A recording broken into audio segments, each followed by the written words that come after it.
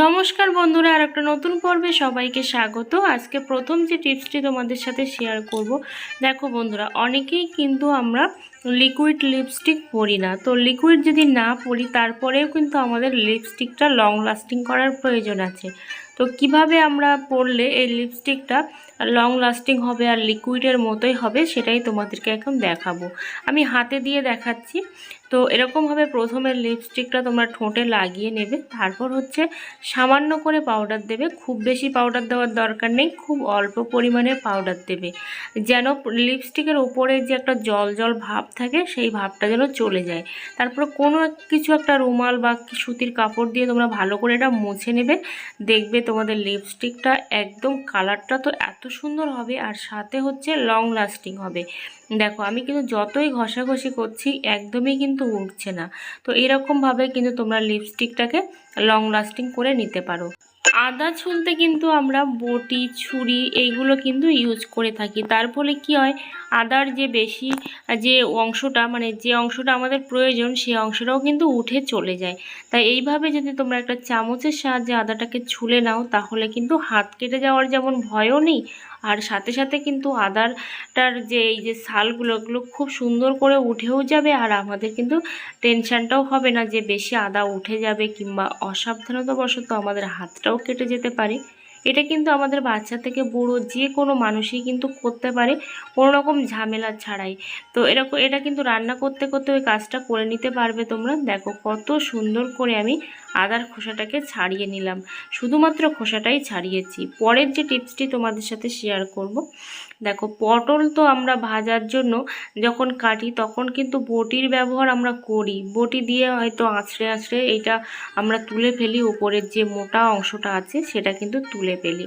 তো বটির সাহায্য ছাড়াই এখানে আমি একটা চামচ নিয়েছি। চামচের সাহায্যে কিন্তু এই পটলের দেখো ছালটা কিন্তু আমি তুলে ফেলছি। তো এটা কিন্তু আমি শুধুমাত্র ভাজার জন্য কাটছি। তো তোমরা কিন্তু এটা ঝোলের জন্য কাটতে চাইলে তখন কিন্তু আস্তে আস্তে করে ছালটা ফেলে দিতে হবে। এরকমভাবে তুলে তারপর পাতলা করে ছালটা তুলে ফেলতে হবে। আর আমি যেহেতু ভাজার জন্য কাটছি, তো সেই জন্য কিন্তু আমার কাছে এটা হচ্ছে বেস্ট বলে মনে হয়েছে, তাই কিন্তু এরকমভাবে আমি কাটছি। অবশ্যই তোমরা টিপসটা ফলো করো, দেখবে কতটা সহজে তোমরা পটলটাকে ছাড়িয়ে নিতে পারবে। এই যে মোটা অংশ যেটা আমরা ফেলে দিই, সেই অংশটা। আর যেসব বন্ধুরা আমার চ্যানেলে নতুন, অবশ্যই চ্যানেলটা সাবস্ক্রাইব করে পাশে থেকে অল নোটিফিকেশানটা অন করে দিও নিত্য নতুন ভিডিও পাওয়ার জন্য। পরের যে টিপসটি তোমাদের সাথে শেয়ার করব, ভেন্ডি তো আমরা প্রত্যেকেই খাই। তো ভেন্ডিটা খাওয়ার আগে, কাটার আগে অবশ্যই কিন্তু তোমরা ভালো করে এটাকে ধুয়ে নেবে। তাহলে ভেন্ডির মধ্যে যে বীর্যল পদার্থ থাকে, সেই বীর্যল পদার্থটা কিন্তু আর থাকবে না। আর আমাদের কিন্তু ভাজা করতে কিংবা কষানোর সময় যে আমরা করি রান্নার সময়, তো সেই সময় যে জল মতো বের হয় না, সেইটা কিন্তু একেবারেই হবে না। তো কোনো রকম ঝামেলাও হবে না, নালও বের হবে না, সহজেই কিন্তু গ্যাসের খরচাটাও আমাদের কমে যাবে। আর এইভাবে গার্ডার দিয়ে আমি ভেন্ডিটা কাটছি, কারণ আমার শেপটা একই সমান প্রয়োজন। আর সাথে সাথে একই সমান শেপটা যেমন হবে, আর একসাথে কিন্তু অনেকগুলো আমি ঢ্যাঁড়স বা ভেন্ডি কিন্তু কেটে নিতে পারবো। তো এটা আমি ঝোলের জন্য কাটছি। তোমরা যদি ভাজার জন্য কাটতে চাও, একেবারে কুচি কুচি করেও কাটতে পারো। তো শেপটা কিন্তু তোমাদের পছন্দ মতো তোমরা কেটে নিও। দেখো কত সহজে আমি কেটে নিতে পারলাম। তো এইভাবে কিন্তু তোমরা এই গার্ডার দিয়ে কিন্তু তোমরা শাক কেটে নিতে পারো, অনেকগুলো শাক একসাথেও কিন্তু কেটে নিতে পারো। কত সহজে এটা কেটে নিলাম। পরের যে টিপসটি তোমাদের সাথে শেয়ার করব।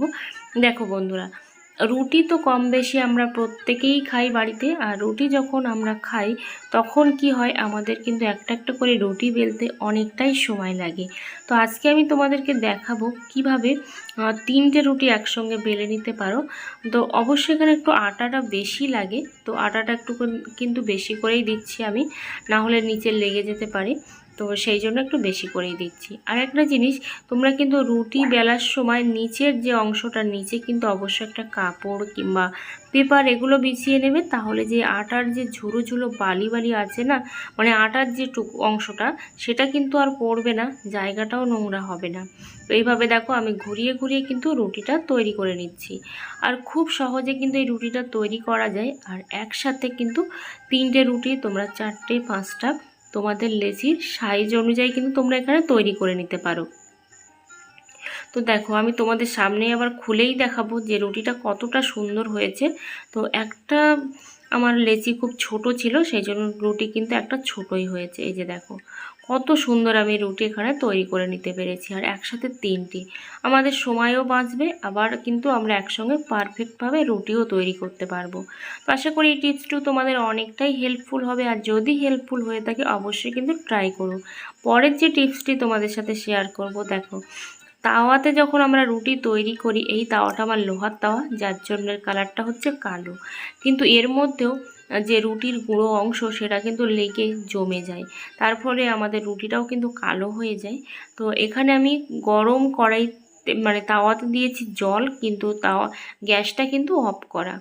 তো এইভাবে দেখো আমি কিন্তু একটা খুন্তির সাহায্যে সহজে এর গায়ে যে আটাগুলো লেগে আছে সেই আটাগুলো তুলে ফেলতে পারছি, আর তাওয়াটা কিন্তু আমার একেবারেই চকচকে হয়ে যাবে নতুনের মতো। তো দেখতে কালো হলেও তাওয়াটা কিন্তু একেবারেই চকচকে হয়ে যাবে। তো এইভাবে তোমরা একটু ভালো করে খেয়াল করলে দেখতে পাবে যত পরিমাণে আটার গায়ে লেগেছিল সবই কিন্তু চলে এসছে, আর দেখো জলটা কিন্তু কালো হয়ে গেছে, সেটা তোমরা দেখেই হয়তো বুঝতে পারছো। পরের যে টিপসটি শেয়ার করব তোমাদের সাথে, দেখো রুটি তৈরি করার সাথে সাথে আমরা কি করি, সংরক্ষণ করার জন্য কিন্তু আমরা রুটিটাকে মানে তুলি আর সাথে সাথে হটপটে রেখে দিই। তার ফলে কি হয়, রুটিটা কিন্তু সহজেই নরম হয়ে যায়, আর নরম হয়ে যাওয়া রুটি অনেকেই খেতে পছন্দ করে না, কিংবা একদম সব থেকে নিচে যে রুটিটা থাকে সেই রুটিটা কিন্তু জল মতো হয়ে যায়, মানে জল ঘেমে ঘেমে। যেহেতু রুটিটা গরম, তো সেই জন্য হটপটের নিচে দেখো এরকমভাবে আমি দিয়ে দিলাম একটা কাগজ। তো কাগজ দেওয়ার ফলে কি হবে, রুটির যা ভাপ আছে সেই ভাপটা কিন্তু এই কাগজটা অ্যাবজর্ব করে নেবে, আর রুটিটা কিন্তু আমাদের একেবারে নরম হয়ে যাবে না, পারফেক্ট থাকবে। পরের যে টিপসটি তোমাদের সাথে শেয়ার করব, দেখো কোনো রকম তাওয়া জাল কোনো কিছু ছাড়াই কিন্তু আমি এখানে রুটি সেঁকে তোমাদেরকে দেখাবো। তো এখানে আমি রুটিটা দিয়ে দিলাম কড়াইতে। তো আগে আমরা ছোটোবেলাতেই দেখতাম সবাই কিন্তু কড়াতেই রুটি সেঁকতো। তো এইভাবে দেখো কড়াইতে দিয়ে দিলাম, দেওয়ার ফলে কিন্তু রুটিটাও আমাদের সেঁকা হয়ে যাবে, সাথে কিন্তু আমাদের জালেরও প্রয়োজন পড়বে না, সেটা তোমাদেরকে আমি দেখাচ্ছি। তো এটা কিন্তু তোমরা উনুনেও করতে পারো, গ্যাসেও করতে পারো, আর অবশ্যই কিন্তু যেমন ফ্লেমটা প্রয়োজন তেমনভাবে রেখে দেবে। তো এইভাবে একটু টেনে টেনে দিচ্ছি যাতে করে ভালো করে কিন্তু এটা হয়ে যায়, রুটিটা সমানভাবে কিন্তু ভাজা হয়ে যায়, নরম যেন না থাকে। আর নরম তো থাকবেই না, যেহেতু কড়াইতে করা হচ্ছে, নরম কিন্তু একবারেই থাকবে না। তো তোমরা চাইলে আবার একটা মানে সুতির কাপড় দিয়ে কিন্তু চেপে চেপেও ধরতে পারো। তো দেখো আমার রুটিটা কিন্তু ফুলে উঠছে, দেখতে পাচ্ছ রুটিটা কিন্তু আমার ফুলে উঠছে, কারণ রুটিটা আমার কিন্তু পারফেক্টভাবে ভাজা হয়ে যাচ্ছে, জাল ছাড়াই তারপর তাওয়া ছাড়াই কিন্তু রুটিটা আমি ভেজে নিলাম। আশা করি টিপসটি অনেকটাই হেল্পফুল।